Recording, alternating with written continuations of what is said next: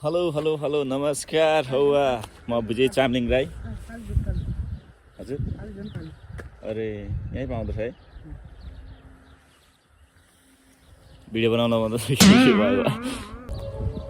So hello everyone सबैमा नमस्कार हौवा म विजय चामलिङ राई म चाहिँ आज के भनेर भिडियो ल्याएर आइरहेको छु भने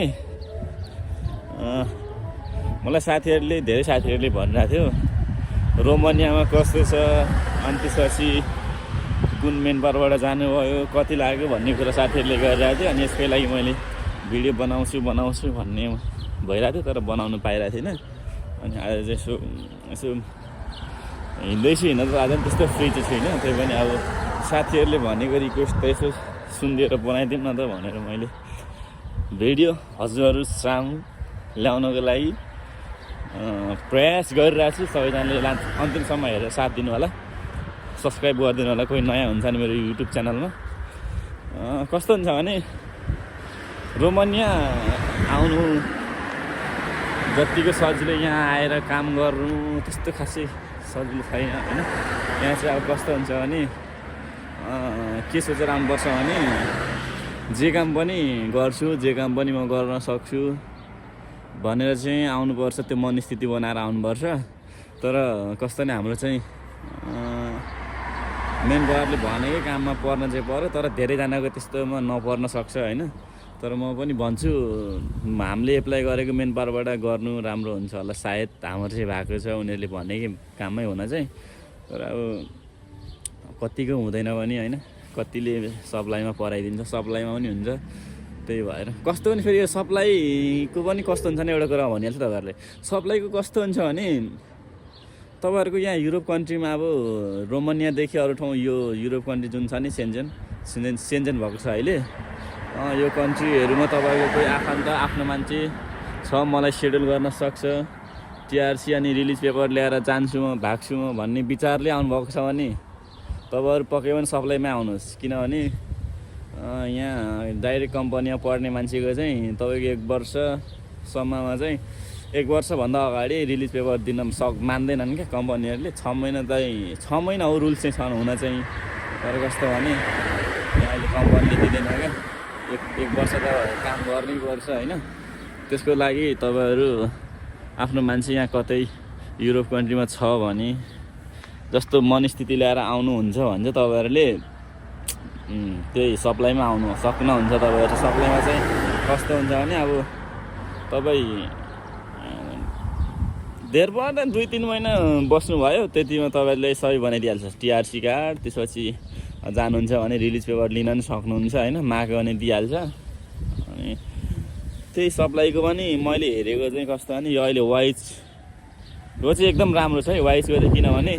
रिलिज पेपर पनि कति 50-51को दिन्छ अरे कि त्यो भनेको धेरै राम्रो हो क्या त्यो रिलिज पेपरले जहाँ पनि काम खोजेर गर्नु पाइन्छ सकिन्छ क्या काम खोजियो र यहाँको भाषा सकियो जानियो भने तपाईँले जहाँ पनि एक्सेप्ट गर्छ क्या त्यति धेरै ऱ्याङ्क दिन्छ त्यो दिँदो रहेछ मलाई पनि थाहा थिएन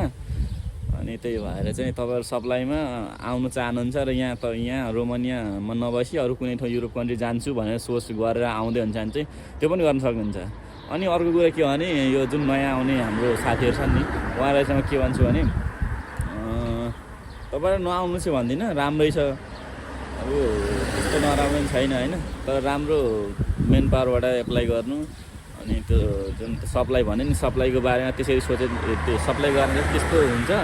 अब तपाईँको मान्छे छ म यहाँबाट जान्छु अरू ठाउँ भनेर सोचले आउँदैन भने चाहिँ त्यो सप्लाईमा तपाईँ एप्लाई गर्नु तपाईँहरूको काम राम्रो हुन्छ अनि त्यसपछि जुन डाइरेक्ट म रोमानियामै काम गर्छु रोमानियामै बसेर पैसा कमाउँछु भनेर सोच गर्दै हुन्छ भने तपाईँहरूले सप्लाईमा आउनु भने चाहिँ धेरै दुःख पाउनुहुन्छ किनभने सप्लाई भनेको अब आज यहाँ एक ठाउँ हुन्छ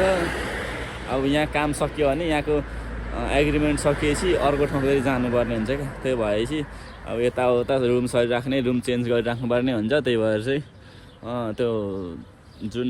सप्लाईमा चाहिँ तपाईँहरू यहीँ रोमानियामै बसेर यहीँ इस्टाब्लिस भएर यहीँ काम गरेर पैसा कमाएर नेपाल फर्किन्छु भनेर सोच गरेर चाहिँ त्यस्तो सोच छ भने चाहिँ तपाईँहरू सप्लाईमा नआउनु होला डाइरेक्ट कम्पनी गर्नु अनि राम्रो मेन पावर खोज्नु किनभने मेन पावरहरू पनि धेरै फ्रड गर्छ किनभने धेरै लिन्छ क्या अहिले पैसा यति धेरै लिइरहेको छ नि हामी पनि अब खासै धेरै भन्दा नि थोरै त तिरेर आएको होइन, हामी धेरै नै हो तिरेर आएको हुन्छ। त्यही भयो नि तपाईँहरूलाई म त्यो सुझाव गर्छु होइन। अब आफूले त भोगिसक्यो नि त, यस्तो यस्तो हुँदो रहेछ, यस्तो यस्तो इन्डिया सिन्डिया जाँदाखेरि यताउति पैसा कति लाग्छ सब भोग्यो नि त यार। अनि त्यही भएर चाहिँ तपाईँहरूलाई भन्छु म, अब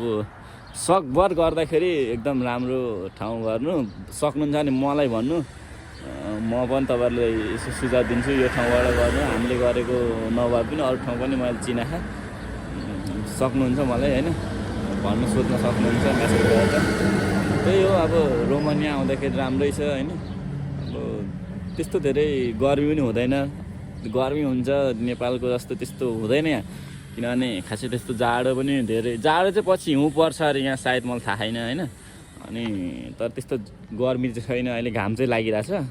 गर्मी चाहिँ छैन खासै, चिसै मौसम छ यहाँ छन त। त्यही हो, अब तपाईँहरू रोमानिया आएर काम गर्नु, पैसा कमाउनु चाहनुहुन्छ भने चाहिँ यहीँ बसेर पैसा कमाएर म नेपाल फर्किन्छु भन्ने सोचले आउँछ भने तपाईँहरू सप्लाईबाट चाहिँ नआउँदा हुन्छ। यही त्यो मेरो सुझाव। अनि त्यसपछि इन्डिया, त्यो मलाई साथीहरूले सोधिराख्नु भएको थियो क्या, इन्डिया जाँदाखेरि के गर्नुपर्छ, के डकुमेन्ट गर्नुपर्छ भन्ने कुरा गर्दैन। अनि इन्डिया जाँदा खासै त्यस्तो छैन, त्यही मेन पावरले दिन्छ डकुमेन्टहरू, सबै कुरा फिक्स भइसकेपछि डकुमेन्टहरू दिने हो, अनि त्यही गरेर बुझाउने हो। अब तपाईँहरूको त्यो जुन हुन्छ नि, अब त्यो मेन पावरले इन्डिया जाँदाखेरि खर्च लगाइदिन्छु भन्ने खायो कि अब आफै गएर लाउने भन्ने कुरामा पनि फरक पर्छ, डिपेन्ड पर्छ होइन। अब हामीले त त्यस्तै नेपाली 70-80 हजार लगाएको थियो, 40-45 हजार होला सायद उता इन्डियाको हुन्छ, त्यति लगाएको थियौँ हामीले चाहिँ। अनि त्यतिले हामीलाई चाहिँ इनफ भएको थियो, पैसा पनि उब्रिएको थियो, फर्काएर ल्याएको थियौँ नेपालमा। अनि अलिकति